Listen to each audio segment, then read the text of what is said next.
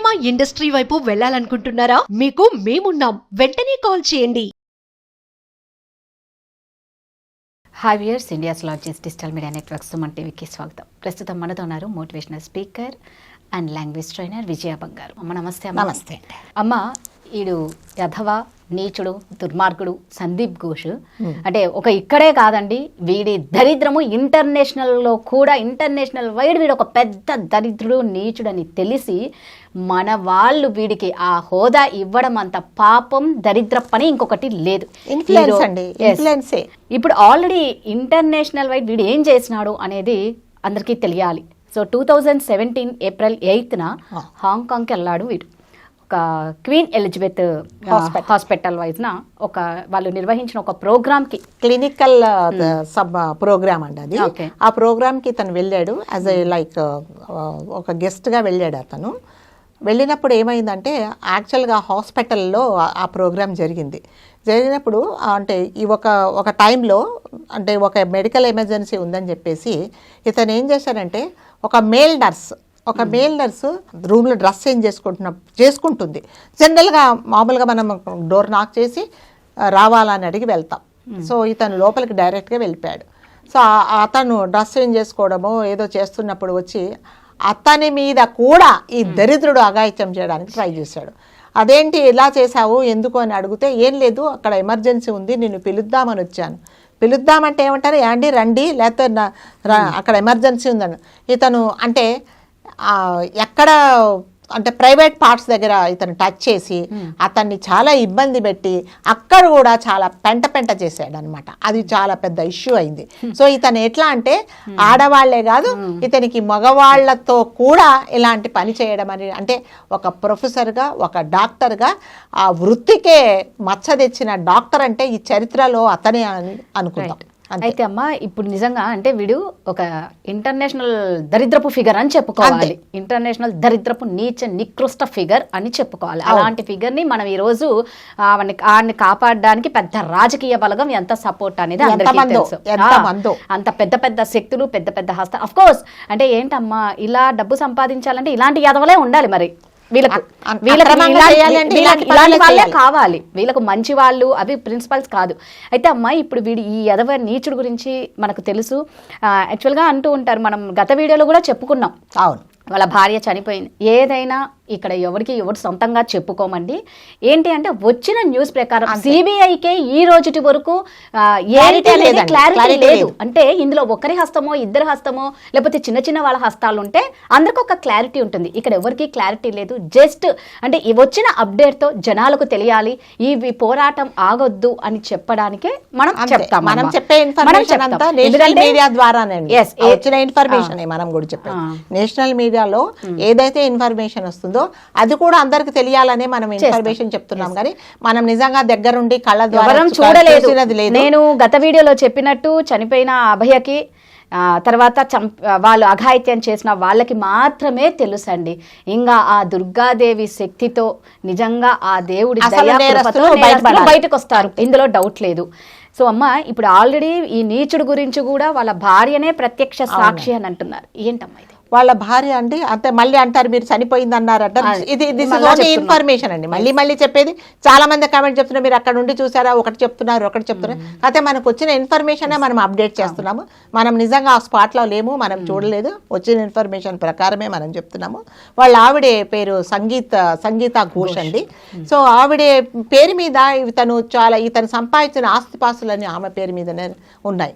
So ఈ CBI వాళ్లకు ఇతన్ని అరెస్ట్ చేసిన తర్వాత ఈమె దగ్గరికి వెళ్ళి అడిగారు, మరి ఇన్ని ఆస్తులు ఉన్నాయి, దానికి సంబంధించిన డాక్యుమెంట్స్ మీ దగ్గర ఉన్నాయా అంటే, సార్ నాకు ఏమీ తెలియదు, ఆయన ఆస్తులు నా పేరు మీద పెట్టినట్టు కూడా ఆయన ఎక్కడ సంతకం పెట్టమంటే అక్కడ పెట్టానే తప్ప నాకు వీటి గురించి ఏమీ తెలియదు.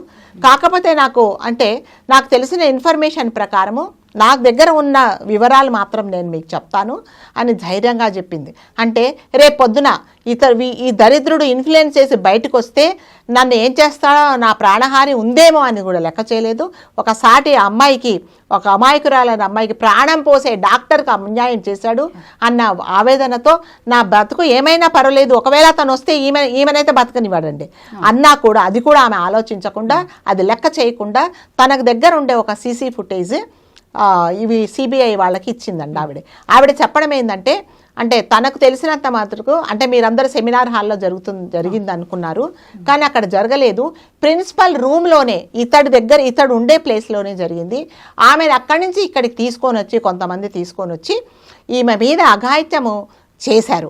ఎవరు చేశారంటే సందీప్ ఘోష్ చేశాడనే ఇవి అలిగేషన్.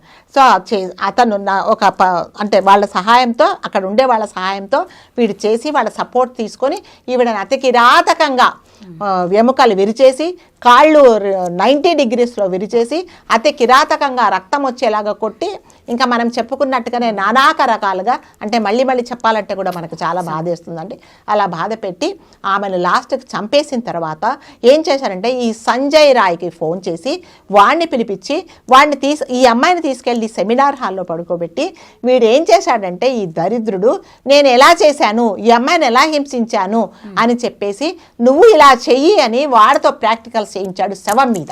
ఆ సంజయ్ రాయ్ కూడా ఇతను చెప్పినట్టుగా చేశాడు, కానీ వీడికి తెలియలేదు. అంటే వీడు ఆల్రెడీ చేశాడు, వీడు చేసిన గుర్తు, అంటే ఎప్పుడైతే వీడు పడి ఏం చేశాడో, ఇప్పుడు ఇతను చేసినవన్నీ ఉండవు కదండి, గుర్తులేమి ఉండవు. సో అందుకని చెప్పేసి అతనితో చేయించాడు అనమాట. అతనితో చేయించి ఇతన్ని మధ్యలో చేశాడు. సో ఇప్పుడు అంటే మీరు అన్నట్టుగా అక్కడ ఇవన్నీ సిబిఐ వాళ్ళను తప్పుదారి పట్టించడానికి ఈ నేరస్తులందరూ కలిసి ఒక ఫేక్ వీడియో చేసి ఆ ఫేక్ వీడియోని రిలీజ్ చేశారు. అందుకే సిబిఐ వాళ్లకు ఏది నమ్మాలో, ఏది నమ్మకూడదో, ఏది నిజమో, ఏది అబద్ధమో తెలియటం లేదు అసలు. అంటే ఈ సంజయ్ రాయ్ అనేవాడు ఎటువంటి, అంటే నరరూప రాక్షసుడు, అంటే వాడికి మనిషి జన్మ ఎలా ఇచ్చారో తెలీదు. వాడు అంటే మనకు తెలిసిన ఇన్ఫర్మేషను, ప్రతిరోజు అంటే వెరీ ఫ్రీక్వెంట్గా మార్చురీకి వెళ్ళి ఈ చనిపోయిన లేడీస్ శవాలతో వీడు సెక్స్ చేస్తాడట. వాడికి అదొక, అంటే వాడి వీడియోలు చూస్తే కూడా అలాంటివి కొన్ని కోకొల్లలు వీళ్ళకు దొరికాయి అనమాట. వాడు చేసే పని అదే. అంటే వాడు అలా ఎవరి మద్దతుతో చేస్తున్నాడండి? వాడు మార్చురీ ఎవరు అండర్ కంట్రోల్లో ఉంటుంది? మార్చురీకి వెళ్ళేంత అదంతా ఎవరికి మద్దతు చేస్తున్నారు? ప్రిన్సిపల్ కి వీడు ఏం చేస్తున్నాడో తెలిసే వీడిని మధ్యలో పావుగా నిలబెట్టాడు. కాకపోతే వీడు చేసేదైతే వీడు చేశాడండి. తర్వాత వాళ్ళ మిసెస్, వాళ్ళ ఆవిడే సంగీత ఘోష్ గారు ఏం చెప్పారంటే ఒక ఇన్ఫర్మేషన్, మా ఇంటికి, అంటే మా ఈ గోడౌన్కు వెరీ ఫ్రీక్వెంట్గా అంబులెన్స్ లాగా ఉండే కొన్ని వెహికల్స్ వచ్చేయి. ఆ వెహికల్స్లో శవాలు వచ్చేయి. ఆ శవాలు వచ్చిన తర్వాత వీళ్ళు కొంతమంది డాక్టర్స్ ఇతనితో పాటు ఉండేవాళ్ళు లోపలికి వెళ్ళిన తర్వాత ఒక 5-6 గంటల తర్వాత మళ్ళీ శవాలను తీసుకొని వెళ్ళేవాళ్ళు. అంటే దీన్ని బట్టి ఏమవుతుంది, లోపలికి వెళ్ళి అంటే చనిపోయిన శవాల మీద ఆర్గన్స్ తీసుకొని వీడి బిజినెస్ చేస్తున్నాడు. అంటే కొంతమంది దిక్కులేని వాళ్ళు చనిపోతారండి, అనాథ శవాలు అంటారు. సో వాళ్ళ ఆర్గన్స్ అని ఇతను ఈ పని చేస్తున్నాడు అనమాట. అంటే కొంతమంది డబ్బులు ఇచ్చుకోలేక కొంతమందిని అనాథల్లాగా వదిలేసి వెళ్ళిపోతారండి. అంటే ఆ బాడీస్ కూడా కొంతమంది క్లెయిమ్ చేసుకోరు. సో అవన్నీ ఇతను చేస్తున్నాడని ఆవిడే స్వయంగా చెప్పారనమాట.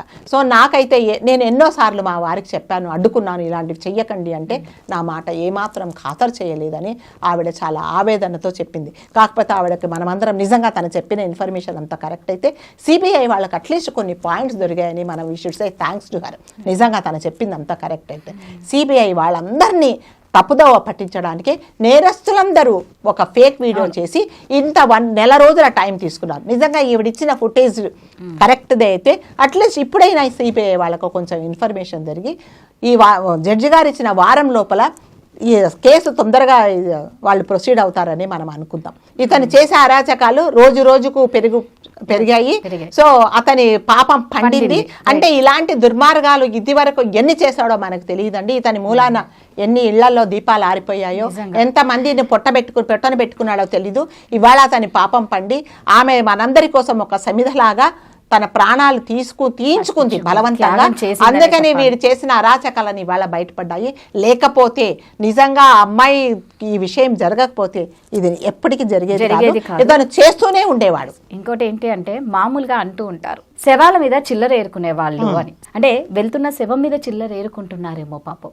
వీడు అదే పనిగా శవాలతో బతుకుతున్నాడంటే వీడిని అసలు ఏమనాలో కూడా అర్థం కావటం లేదు. అంటే వాడి బతుకు అనేది అక్కడికి ఉందా? డబ్బు కోసం ఎంతటికైనా శవాలపైన ఒక అత్యాచారం ఏంటి, ఒక సెక్స్ ఏంటి, శవాలతో చేస్తున్నాడు అంటే వాడు ఒక మనిషి నరరూప రాక్షసులు బెటరేమో అనిపిస్తుంది. నిజంగా శవాల మీద చిల్లర ఏరుకునే వాళ్ళు చాలా బెటర్ అండి. ఈ సందీప్ ఘోష్ అంతకన్నా హీనుడు అని చెప్పాలి. అంతే, భగవంతుడు పైనుంచి చూస్తూ ఉంటారు. దసరా దగ్గరలో ఉంది కాబట్టి ఆల్మోస్ట్ సుప్రీంకోర్టు మనకి 17వ తేదీ ఇచ్చింది. 17వ తేదీ నిమజ్జనం. నిజంగా దైవశక్తులన్నీ కలిసి వీళ్ళని కూడా నిమజ్జనం చేసి రావాలి. జనసంద్రంలో వదిలేసి నిమజ్జనం చేయించాలి. జనాల మధ్యన వదిలేసి వీళ్ళని నిమజ్జనం చేసే బాధ్యత జనాలకి జనసంద్రంలో వదిలేయాలి. అది తప్పకుండా జరగాలని కోరుకుంటాం. ఆ బిడ్డ ఆత్మకు శాంతి చేకూరాలని, వాళ్ళ తల్లిదండ్రులకు కొండంత ధైర్యాన్ని, న్యాయం చేకూరాలని మనస్ఫూర్తిగా కోరుకుంటాం. థ్యాంక్ యూ అమ్మా.